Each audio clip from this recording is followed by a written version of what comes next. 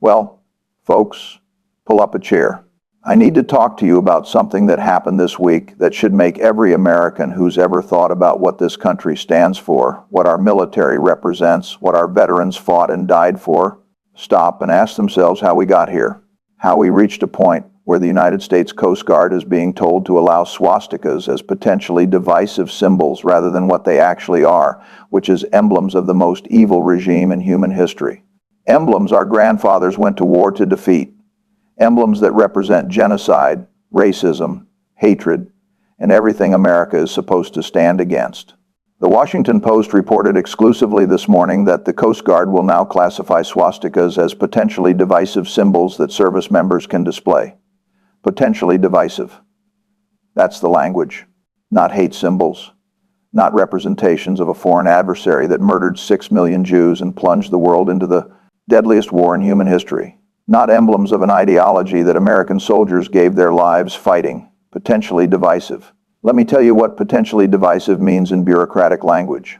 It means we don't want to ban it. It means we're creating a category that allows it while pretending we're being neutral. It means we're treating swastikas like they're just another political opinion rather than symbols of genocide. It means we're telling Jewish service members, black service members, anyone who understands history, that their discomfort with Nazi symbols doesn't matter enough to ban them outright. This new policy goes into effect December 15th, and it follows directives laid out by Pete Hegseth, the Defense Secretary, earlier this year to allow harassment and hazing in the armed services. Let me say that again. The Defense Secretary has issued directives allowing harassment and hazing. The same person who claims he's restoring warrior ethos to the military is officially permitting the kind of behavior that destroys unit cohesion, drives talented people out of service, and creates the exact opposite of a professional fighting force. Now, the Coast Guard technically isn't part of the Defense Department, falls under Homeland Security during peacetime. But this policy follows Hegseth's guidance, takes its cue from his directives, reflects the same ideology that says diversity is weakness, that inclusion is political correctness, that creating an environment where everyone can serve is somehow destroying warrior ethos. Senator Jackie Rosen of Nevada has already condemned the policy. She's Jewish. She understands what swastikas mean, what they represent, what they communicate to anyone who wears the uniform and happens to be from a group the Nazis targeted for extermination. And she's not alone. Coast Guard officials speaking anonymously to the Post expressed disgust. One asked a question that cuts to the heart of why this matters. If you're at sea and your shipmate has a swastika in their rack and you're a black person or a Jew and you're going to be stuck at sea with them for the next 60 days, are you going to feel safe reporting that up your chain of command? That's the question. That's what this policy creates. An environment where service members can't be sure their command will protect them from hate, where displaying Nazi symbols becomes acceptable enough that reporting it might seem like overreaction, where the burden falls on the people targeted by hate symbols rather than on the institution to make clear such symbols have no place in American military service. Now, the Coast Guard denies the Washington Post's reporting, says it's not accurate, but the Post stands by its story, has sources, has documentation, and frankly, given everything else Hegseth has said and done, given the pattern of behavior from this administration, given the systematic removal of protections for service members from marginalized groups, the Post's reporting is entirely credible. Let me talk about what this means, not just for military policy, but for what America claims to stand for, what our veterans fought for, what our national identity is supposed to be about.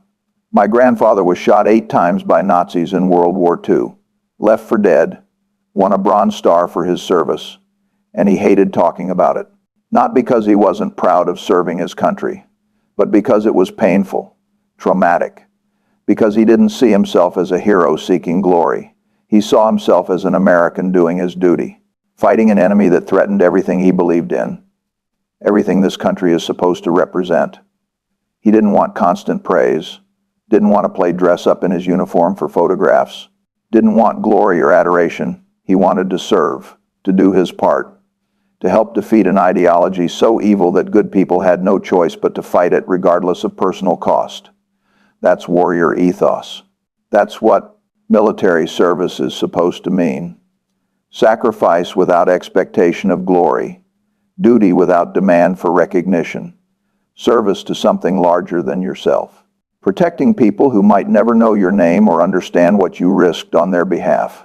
And now Pete Hegseth, who claims he's restoring warrior ethos, who rants about political correctness and social justice and identity politics, is creating policy that allows symbols of the very enemy my grandfather fought to be displayed by American service members.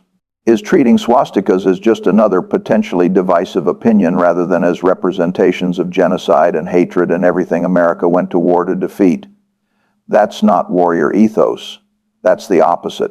That's telling the people who actually fought and sacrificed that their service meant nothing, that the enemy they defeated is now welcome in the ranks they protected, that the values they defended are negotiable.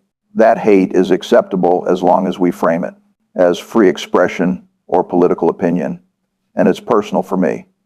Looking at my grandfather's pipe on the mantle, thinking about what he went through, what he sacrificed, what he believed in strongly enough to put his life on the line, and knowing that the current defense secretary thinks allowing swastikas to be displayed is part of restoring warrior ethos.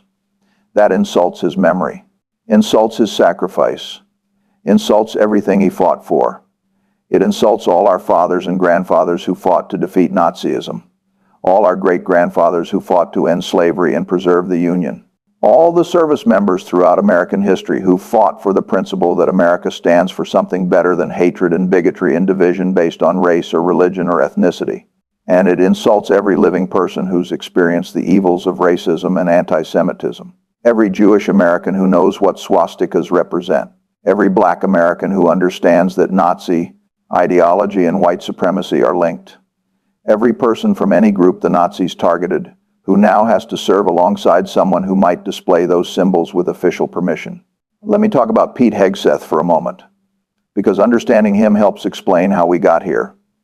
He's a Fox News host who got appointed defense secretary despite having no qualifications for the position, no experience managing large organizations, no background in defense policy at the strategic level, no understanding of the complexities of maintaining the most powerful military in the world.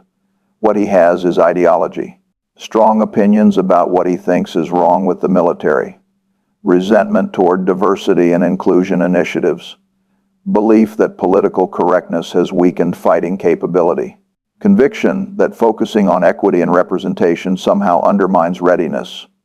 And he has a white nationalist tattoo. That's not speculation, that's documented. He has a tattoo associated with white nationalist movements. And when questioned about it, he's been evasive, hasn't clearly denounced the ideology it represents, hasn't explained how someone with that tattoo should be trusted to lead a military that's supposed to serve all Americans regardless of race or religion. So his embrace of discrimination shouldn't be surprising. His willingness to allow harassment and hazing shouldn't shock anyone. His directive permitting potentially divisive symbols like swastikas fits perfectly with who he's shown himself to be. Someone more concerned with performing toughness than with actual leadership. Someone who mistakes cruelty for strength. Someone who thinks excluding and denigrating people is how you build warrior ethos. But that's not how you build anything worth having. You don't create strong military units by allowing harassment. You don't improve readiness by driving talented people out through discrimination. You don't enhance fighting capability by making service. Members from marginalized groups wonder whether their chain of command will protect them from hate.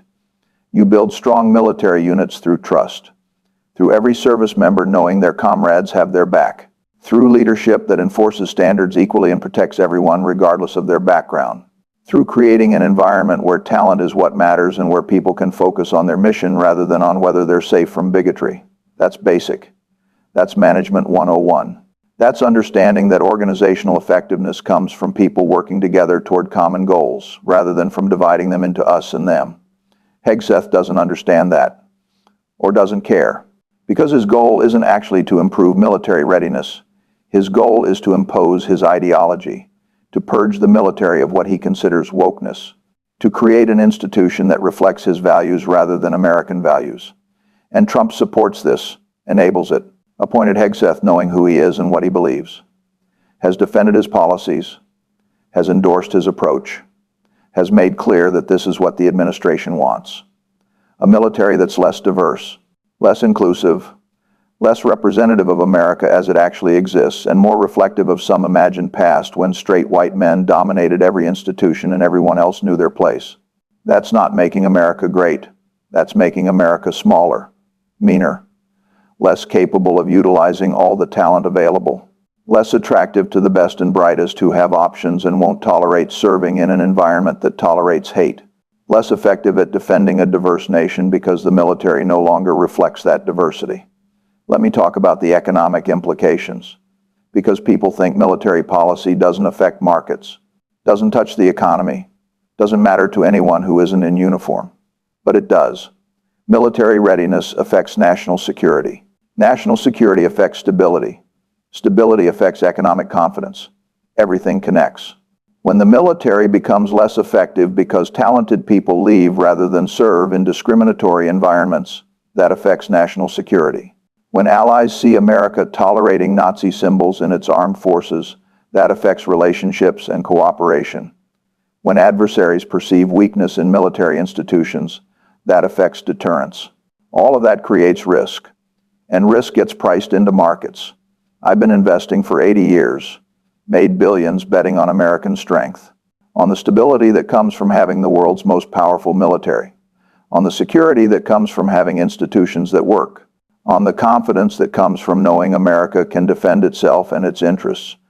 All of that depends on military readiness, on having armed forces that attract the best talent, on maintaining capabilities that make potential adversaries think twice. When you drive talent out through discrimination, when you allow harassment and hazing, when you permit hate symbols, you weaken readiness, you reduce capability, you make the military less attractive to people with options. And over time, that affects whether America can maintain the military dominance that's been a foundation of global stability for 80 years. Markets price that in, not immediately, not in dramatic ways, but in risk premiums, in how investors think about geopolitical stability, in whether America can be counted on to maintain the international order that's enabled unprecedented prosperity.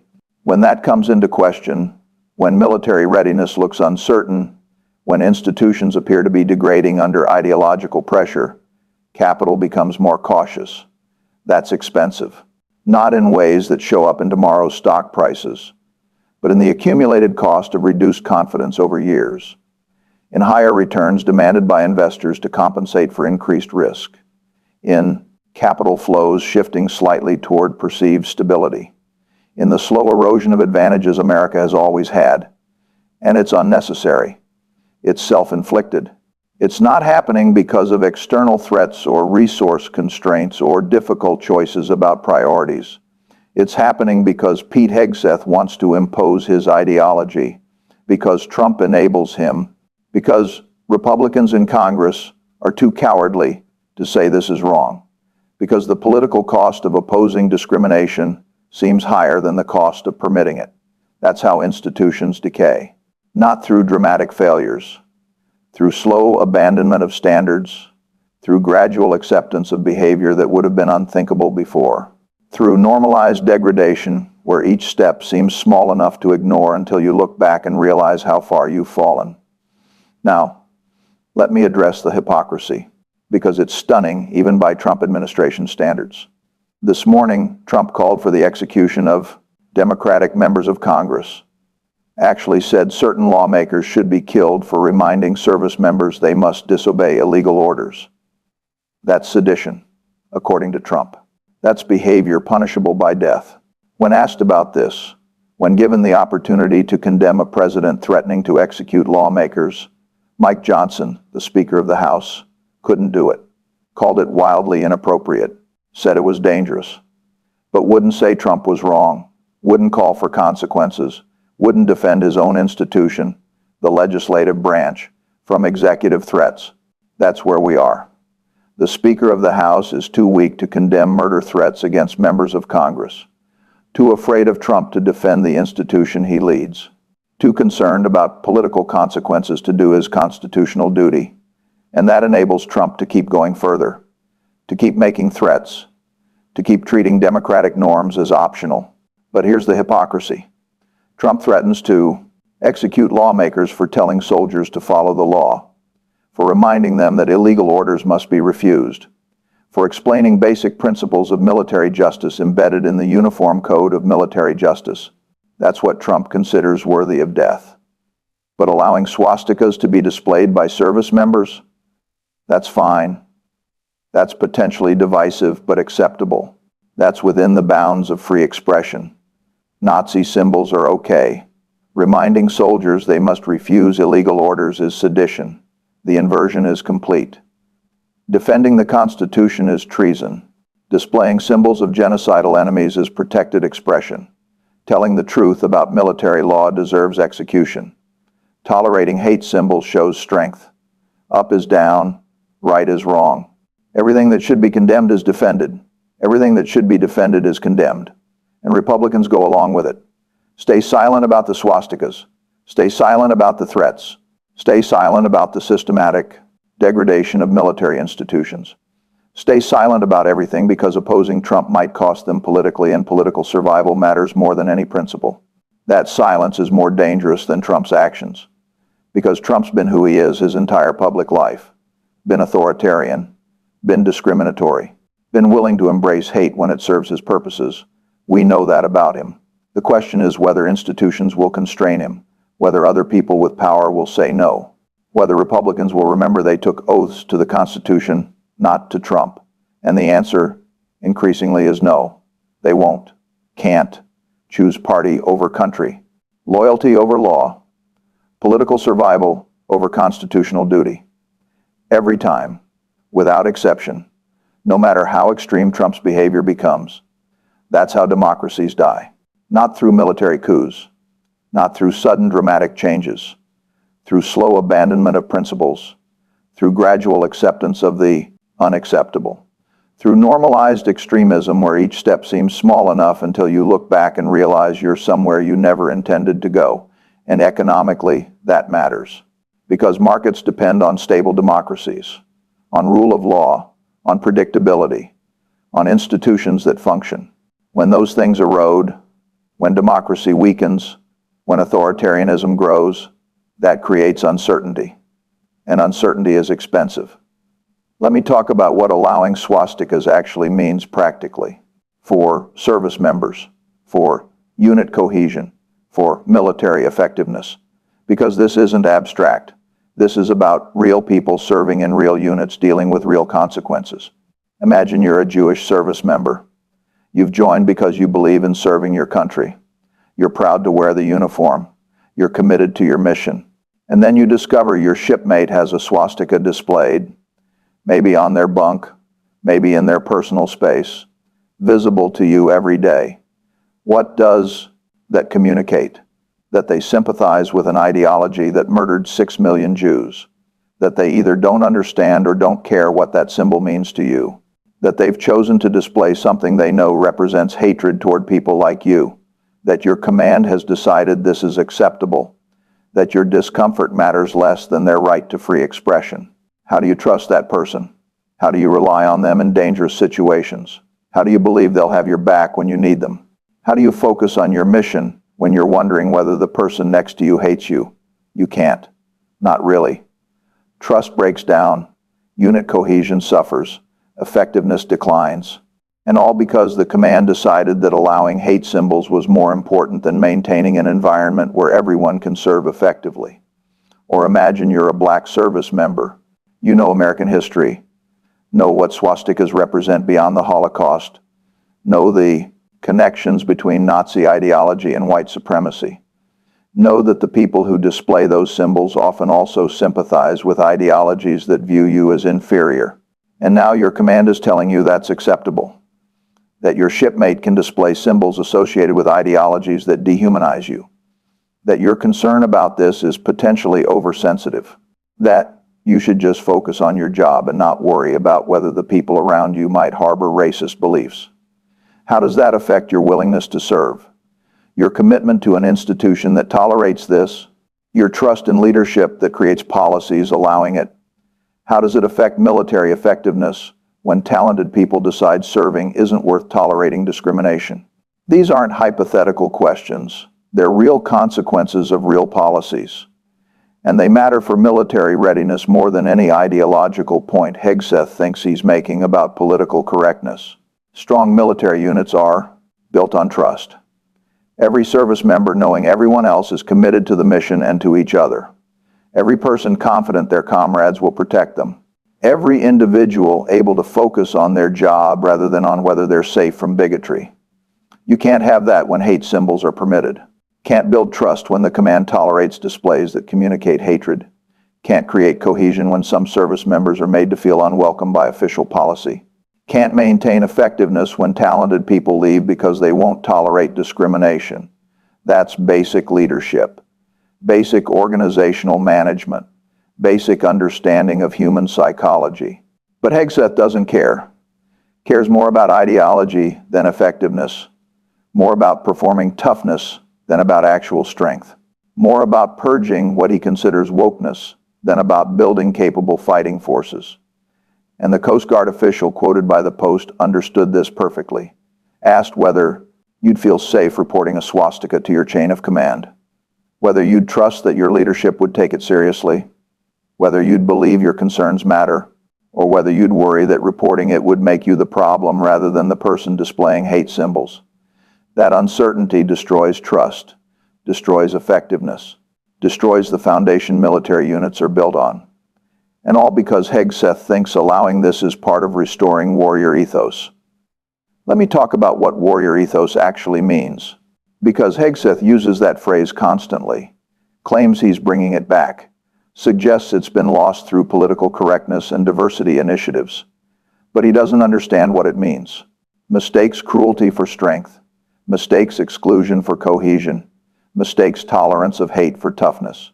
Real warrior ethos is about sacrifice, about putting mission before self, about protecting people who can't protect themselves, about standing up for principles, even when it's costly, about loyalty to comrades, about trusting the people beside you and being worthy of their trust, about serving something larger than yourself without expectation of glory or recognition. My grandfather embodied that. Got shot 8 times fighting Nazis and didn't want to talk about it. Didn't seek recognition, didn't demand respect, just did his duty and came home and tried to build a life. That's warrior ethos. That's what service means. That's the standard Hegseth claims to want to restore while implementing policies that do the exact opposite. Because allowing swastikas doesn't restore warrior ethos. It betrays it. It tells the people who actually fought and sacrificed to defeat Nazism that their service meant nothing. That the enemy they risked their lives fighting is now welcome in the military they protected, that the values they defended are negotiable, and it tells current service members that toughness means tolerating hate, that strength means accepting discrimination, that warrior ethos means excluding people rather than including everyone who's willing to serve. That's not restoring anything. That's degrading. That's weakening. That's moving backward toward a time when discrimination was accepted and pretending that represents strength. Real strength is creating an environment where everyone can excel, where talent matters more than background, where people focus on mission rather than on whether they're welcome, where service members trust each other because they've proven themselves through shared sacrifice rather than through shared demographic characteristics. That's harder than exclusion. Requires actual leadership rather than just performing toughness. Requires building trust across difference rather than just demanding conformity. Requires making difficult decisions about competing values rather than just choosing the path that feels comfortable. But it's what actually works, what actually creates strong military units, what actually improves readiness, what actually honors the sacrifice of people like my grandfather who fought to defeat the ideologies Hegseth is now tolerating.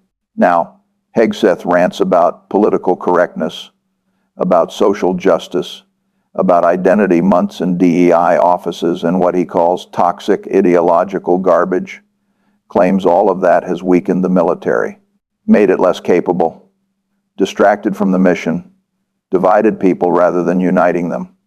But that's not what the evidence shows. Military leaders who've actually commanded units, who understand readiness from experience rather than ideology, say the opposite. Say diversity makes units stronger. Say inclusion improves capability. Say, creating environments where everyone can serve effectively enhances readiness, because talent is distributed across all demographics. The best soldier might be black or white, male or female, gay or straight, Christian or Jewish, or Muslim or atheist. If you exclude people based on characteristics unrelated to capability, you reduce your talent pool. You drive away people who could contribute. You weaken yourself unnecessarily. That's not political correctness. That's basic logic. Basic understanding that organizations succeed by utilizing all available talent rather than by excluding people arbitrarily. Basic recognition that fighting capability comes from having the best people, not from maintaining demographic uniformity. But Hegseth doesn't care about evidence, cares about ideology, about purging what he considers wokeness regardless of whether it affects readiness, about imposing his values regardless of whether they improve outcomes, about performing toughness regardless of whether it creates strength. And Trump enables this, defends it, appointed Hegseth knowing who he is, has backed his policies, has made clear this reflects administration priorities, has shown that degrading military institutions is acceptable as long as it owns the libs. That's governing by spite, by resentment, by prioritizing cultural warfare over actual effectiveness. And it's destroying institutions that took generations to build, that represent the sacrifice of millions of Americans, that are foundations of national security and global stability. For what? So Hegseth can feel like he's fighting political correctness? So Trump can appeal to the part of his base that resents diversity? So Republicans can claim they're restoring traditional values? The cost of that performance is real, is paid in reduced readiness, degraded institutions, lost talent, weakened capability, and eventually it gets paid in American security. Let me come back to the economic implications one more time, because this matters for everyone, not just service members. Military readiness affects deterrence, affects whether adversaries believe they can challenge American interests, affects stability that's enabled prosperity for decades. When the military weakens, when institutions degrade, when talent leaves, when effectiveness declines, adversaries notice. They recalculate, they test, they probe for weakness. They become more willing to take risks they wouldn't take if they believed American military power was unquestionable. That creates instability, creates crises, creates the possibility of conflicts that could have been prevented through strength. And instability is expensive economically. Market volatility, supply chain disruptions, energy price spikes, capital flight to safety, all the costs that come from geopolitical risk. I've seen this pattern before. Military weakness invites challenges. Challenges create crises. Crises affect markets. Markets affect the real economy. Jobs, wages, retirement savings, the prosperity of ordinary people who think military policy doesn't touch their lives. It does, indirectly, through the chain of consequences that follows from degraded institutions, through the costs of conflicts that wouldn't have happened if adversaries believed American power was too strong to challenge, through the instability that follows when the global order looks vulnerable. That's what's at stake. Not just military effectiveness, not just the service members affected by discriminatory policies, but the foundation of stability that's enabled the longest period of great power peace in modern history. The international order built on American military dominance, the prosperity that's followed from that order. All of it depends on maintaining strong institutions, on having a military that attracts the best talent, on creating environments where everyone can serve effectively, on not driving people away through discrimination and hate, on remembering what we actually stand for and defending those principles rather than abandoning them. Hegseth is undermining all of that. Trump is enabling it. Republicans are too cowardly to stop it, and the cost will be paid by everyone, not just now, but for decades to come as we try to rebuild institutions that are being systematically degraded, try to restore trust that's being destroyed, try to recover capabilities that are being lost, try to reestablish deterrence that's being weakened. That rebuilding will be expensive, will take time, will require proving through sustained action that America is still what we claim to be, still capable, still strong, still committed to principles, still worthy of trust. You can't announce that. Can't just declare institutions are fixed. Have to demonstrate it through years of consistent behavior until confidence is restored. That's the real cost of what Hegseth and Trump are doing, not just the immediate effects, but the long-term damage to institutions, to reputation, to the belief that America knows what it's doing, to the confidence that's enabled everything else. That cost compounds, accumulates, becomes harder to overcome the longer it continues. And it's unnecessary. It's self-inflicted. It's not happening because difficult circumstances require hard choices. It's happening because ideological zealots are prioritizing their resentments over institutional effectiveness. Because Trump cares more about culture war than about national security. Because Republicans are too weak to defend principles they claim to believe in. That weakness, that cowardice, that abandonment of duty, that's what history will judge harshly. Not the policies themselves necessarily, but the silence of people who knew better, who understood the cost, who could have stopped it, who chose not to because political survival mattered more than country. And that judgment will be correct, because we know where this leads. Know what happens when institutions degrade. Know the cost of allowing hate to be normalized. Know that discrimination weakens rather than strengthens. Know that everything Hegseth is doing makes the military less capable while claiming to restore warrior ethos. My grandfather knew that. Every veteran who fought to defeat Nazism knew that. Every service member throughout American history who defended the principle that we're supposed to be better than bigotry and hatred knew that. And we're betraying their memory by allowing this, by tolerating policies that insult their sacrifice, by permitting symbols of the enemies they defeated to be displayed by the military they served. That's not acceptable, not defensible, not something anyone should tolerate regardless of politics or party or ideology. Some things are more important than partisan advantage. Some principles are worth defending even when it's costly. Some lines shouldn't be crossed no matter who's crossing them. This is one of those lines. And if we don't defend it, if we don't say clearly and loudly that allowing swastikas in American military service is wrong, is intolerable, is a betrayal of everything we claim to stand for, then we lose something essential, something that can't be recovered easily, something that took generations to build and can be destroyed faster than anyone wants to believe. So I'm saying it clearly. This is wrong. Allowing swastikas as potentially divisive symbols rather than banning them outright as hate symbols is wrong.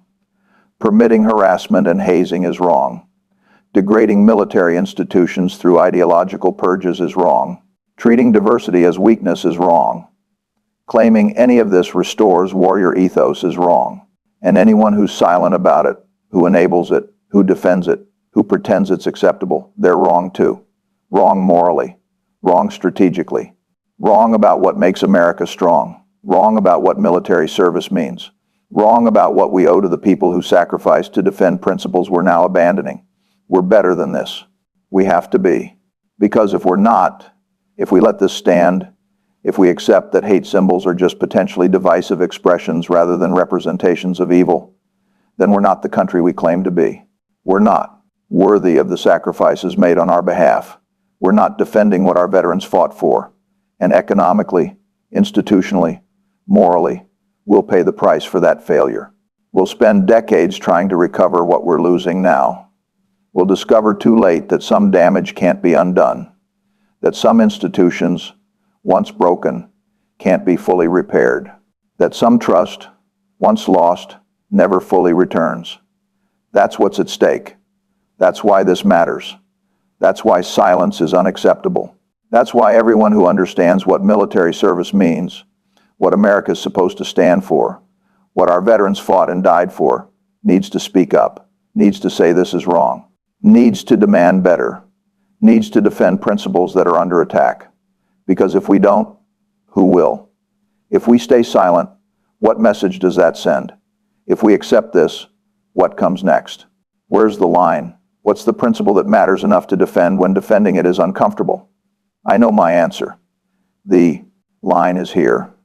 The principle is that Nazi symbols have no place in American military service, that my grandfather's sacrifice means something, that the values he fought for matter, that we're still the country he believed in strongly enough to risk his life defending.